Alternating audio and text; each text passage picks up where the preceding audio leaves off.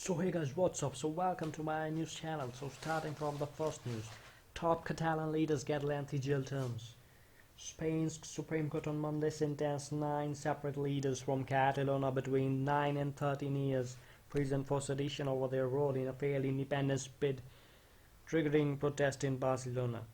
3 other defendants, who were also on trial for their involvement in a referendum held in spite of a ban and short-lived independence declaration, were found guilty only of disobedience and not sentenced to prison.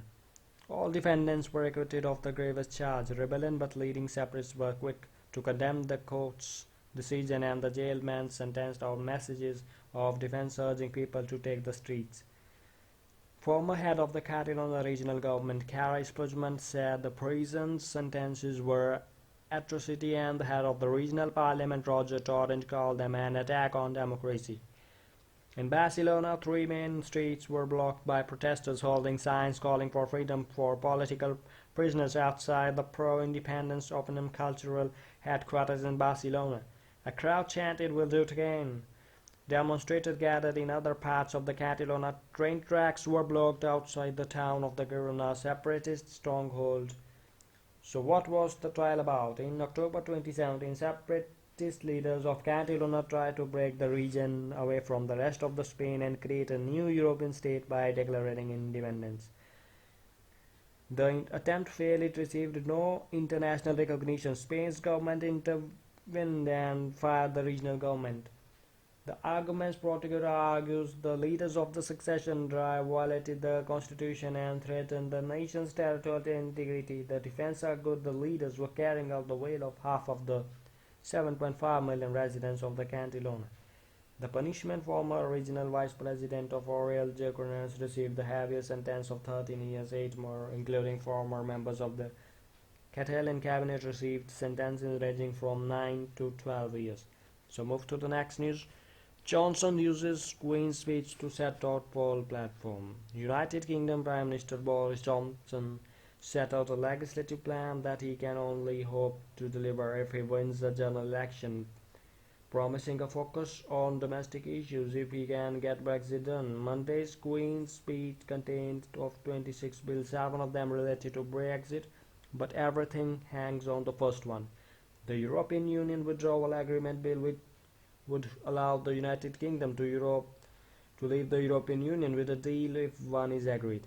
In the event that Johnson and the European Union can reach the agreement before the end of the month, Johnson will try to rush to that bill through Parliament. If not, he may try to take the Britain out of the bloc without a deal, or he might be forced to delay the divorce. The issue for Johnson is that he is so far short of a majority, but he cannot pass any controversial legislation without any election, which the opposition parties would not let him hold until he delays Brexit or agrees a deal with the European Union. In that context, the speech delivered to both the Houses of Parliament by Queen Elizabeth II on her throne in the House of the Lords was a preview of the ground on which Johnson would like to fight that election: health, crime and education. People are tired of state gridlock, waiting for change, Johnson wrote in an introduction in the speech. They do not want their streets to be safer. They do not want for their schools to have funding they need. So move to the next news. To avoid FATF blacklist, Pakistan banks on 3 nations. Pakistan is looking for support from China, Malaysia and Turkey to prevent it from being placed in the blacklist of the Financial Action Task Force at the conclusion of the crucial meetings of the multilateral watchdog in Paris this week. People familiar with developments said representatives from 205 countries and jurisdictions around the world and organizations such as the IMF, UN and the World Bank began a series of meetings as part of the FATF week in Paris on Sunday. The 6 days of meetings will focus on disrupting finances for crime and terrorism and will conclude with the 3-day plenary, the first under the Chinese presidency of the Xinjiang.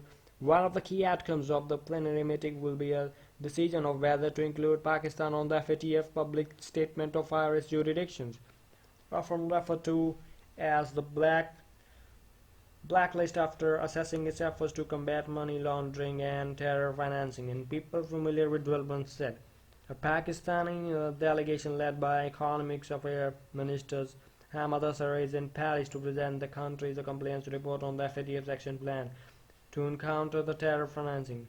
Pakistan was placed in the grey list last year and asked to implement the action plan to curb the raising and movement of the funds by the groups such as Lashkar-e-Taiba, Jaish-e-Mohammed, Taliban, Al-Qaeda and Haqqani network. Pakistan needs a minimum of 3 votes from among the FATF 39 members, including 37 countries. The GCC and the European Commission to avoid the blacklist, the China, Malaysia and Turkey have reportedly issued Pakistan of their support at the FATF plenary.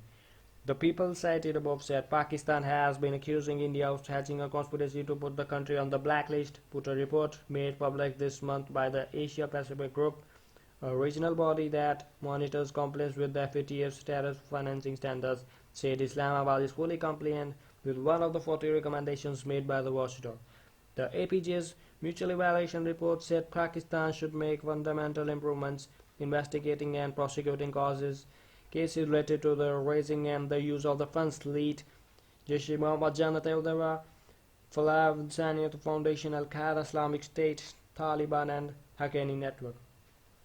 So move to the last news. Typhoon Hagibis, Japan searches for survivors as death toll hits 56.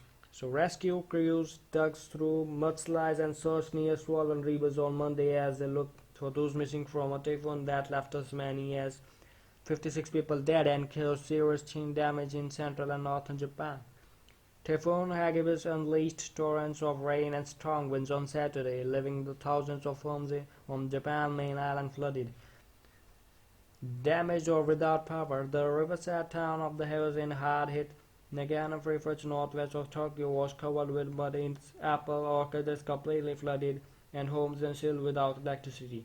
Waste meter reports said the 56 people died from the typhoon. Many were missing and over 100 were injured. The government's fire and disaster management agency, which is generally more conservative in assessing its members, said 24 people were dead and 9 were missing. Experts said it would take the time to accurately assess the extent of damage, and casualty count has been growing daily.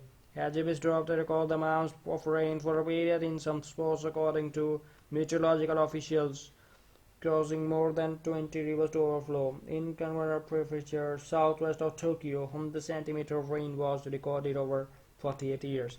Some of the muddy waters in streets, fields and residential areas have subsided, but many places remain flooded. Soldiers and firefighters from throughout Japan were deployed to assist with rescue efforts.